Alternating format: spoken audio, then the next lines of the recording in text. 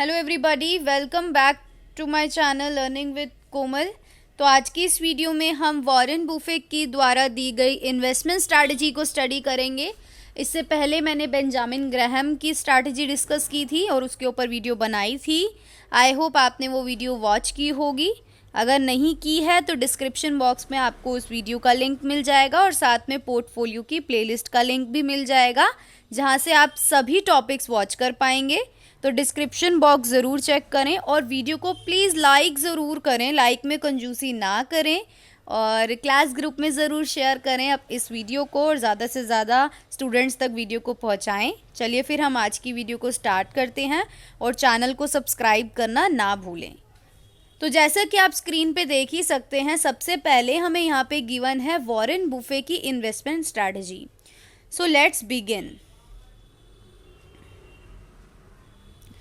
तो Warren buffet ने क्या इन्वेस्टमेंट स्ट्रैटेजी दी है? तो is also a value investor like Benjamin Graham की तरह ही इनको भी काफ़ी वैल्यू इन्वेस्टर माना गया है और he has developed a long term value adjustment strategy. तो वॉरेन बुफे ने एक long term value adjustment strategy develop की है। He has developed his investment strategy by making a study under the observation of Benjamin Graham। तो उन्होंने जो investment strategy develop की है वो कैसे की है? बाय मेकिंग अ स्टडी की उन्होंने स्टडी की, जो भी बेंजामिन ग्राहम के द्वारा दी गई स्ट्रैटेजी है उसको ऑब्जर्व किया और उन्होंने स्टडी करी और फिर जो है एक अपनी स्ट्रैटेजी लाई। तो Warren Buffett gives complete credit of his success to Benjamin Graham. तो वॉरेन बुफे जो है अपना सक्सेस का जो क्रेडिट है वो बेंजामिन ग्राहम को दिया है उन्होंने।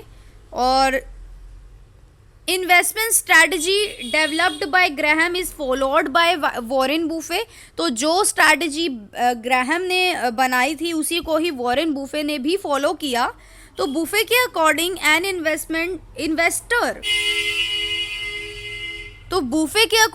Investor should make investment in the low price securities. तो बुफे के अकॉर्डिंग भी इन्वेस्टर को लो प्राइस सिक्योरिटीज में ही इन्वेस्ट करना चाहिए, जैसा कि बेंजामिन ग्राहम ने भी अपनी स्ट्रैटेजी में बताया था। And should retain these securities with him. और उनको इन्वेस्टर को इन सिक्योरिटीज़ को अपने पास तब तक होल्ड करके रखना है जब तक उनके प्राइस ना बढ़ जाएं up to the level of actual price. मतलब उनका जो एक्चुअल प्राइस है उससे ज़्यादा ना हो जाए, तब तक होल्ड करके रखना है। An investor should not gate afraid of the changing market condition. Investor को मार्केट चेंजिंग कंडीशन से घबराना नहीं है। And should not sell out the security without proper consideration under anxiety. तो इन्होंने बोला है कि और ना ही इन्वेस्टर को सिक्योरिटीज बेचनी चाहिए बिना प्रॉपर कंसिडरेशन के। मार्केट कंडीशंस चेंज हो जाती हैं, इन्वेस्टर के ऊपर प्रेशर बन जाता है, एंजाइटी आ जाती है।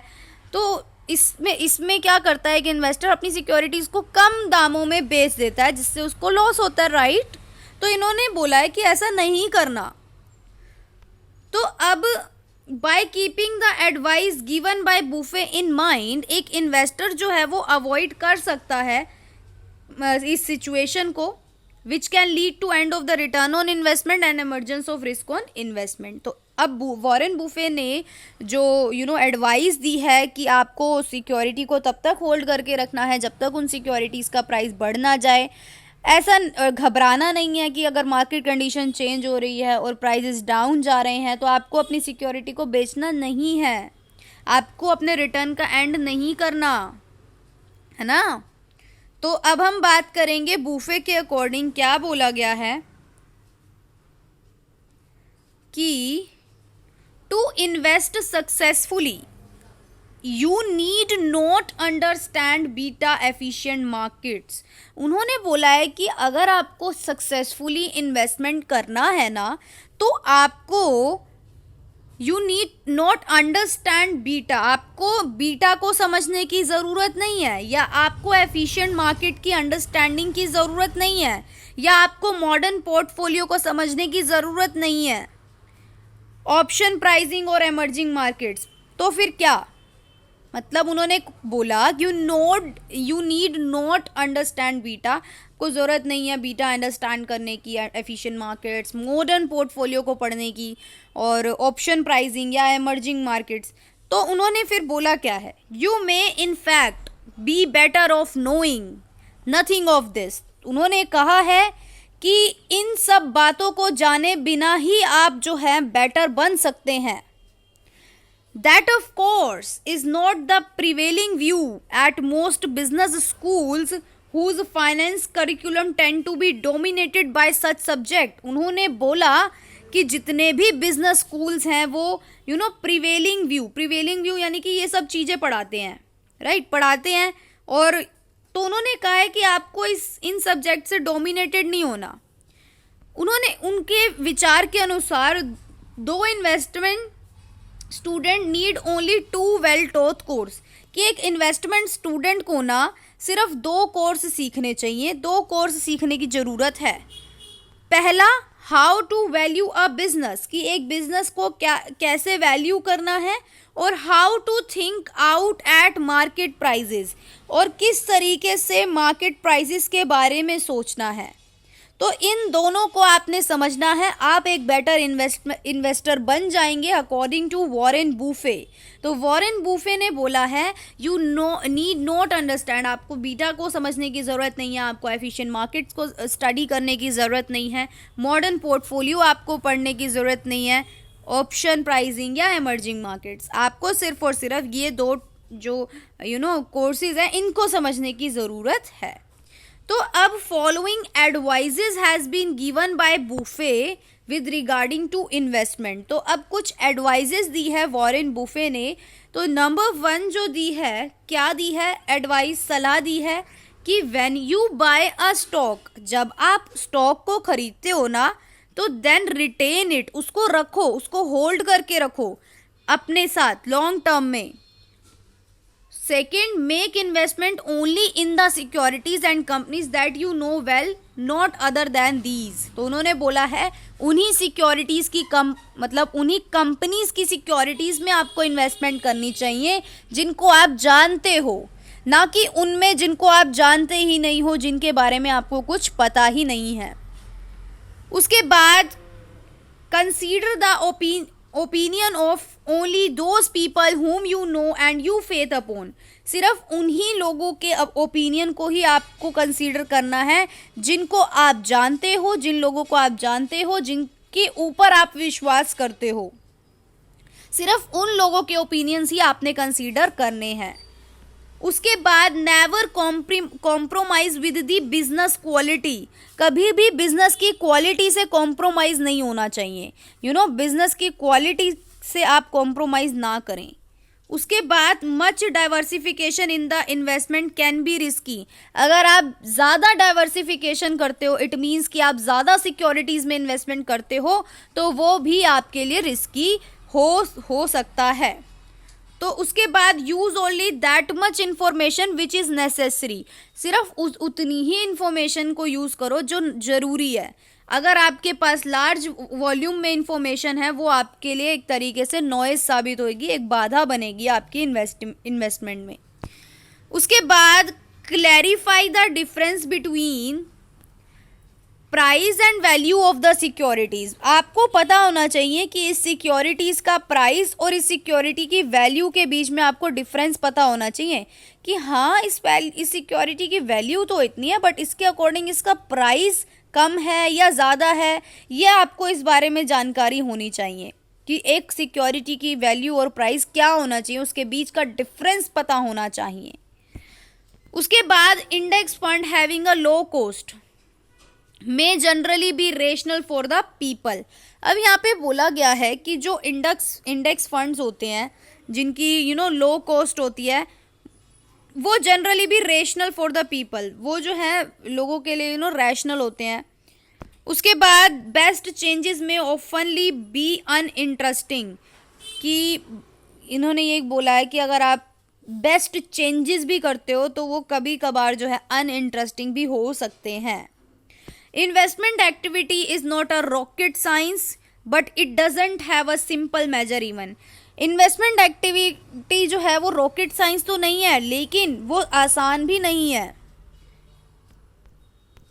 The security limit must be kept in mind bye an investor, कि जो सिक्योरिटी की लिमिट है वो इन्वेस्टर के द्वारा इन्वेस्टर के माइंड में होनी चाहिए।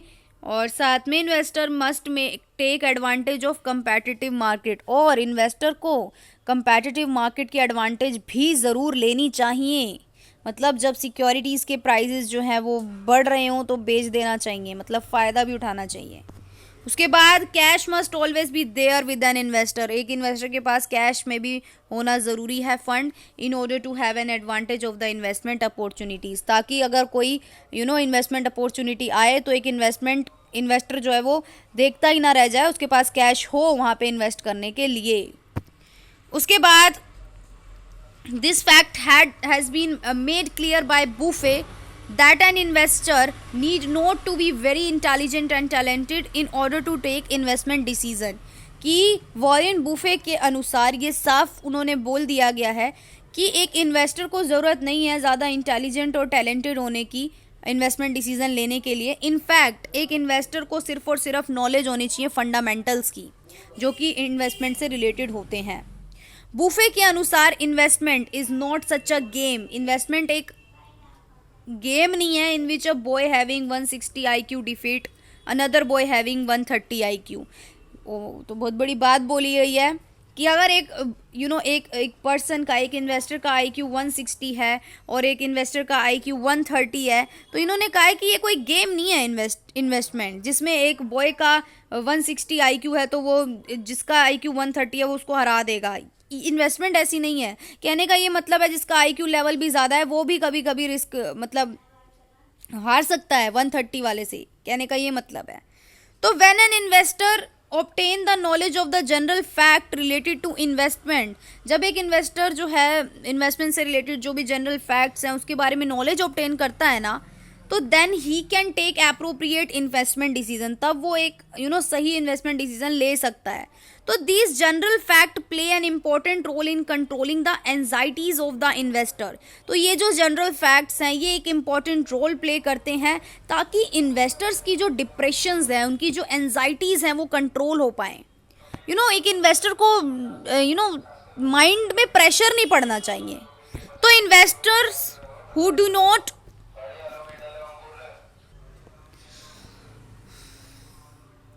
Investor who do not have the knowledge of fundamental fact they take the decision under anxiety. तो जिन इन्वेस्टर्स को नॉलेज नहीं है, फंडामेंटल फैक्ट्स का नहीं पता, तो वो एंजाइटी के अंडर जो है डिसीजन ले लेते हैं, और जो कि ऑब्वियसली प्रूफ हार्मफुल ही होंगे उनके लिए।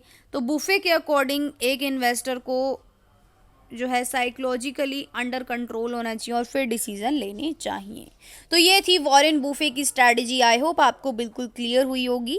वीडियो को लाइक, शेयर एंड कमेंट ज़रूर करें, चैनल को सब्सक्राइब ज़रूर करें और अपनी क्लास ग्रुप में ज़रूर शेयर करें वीडियो को। Thank you so much.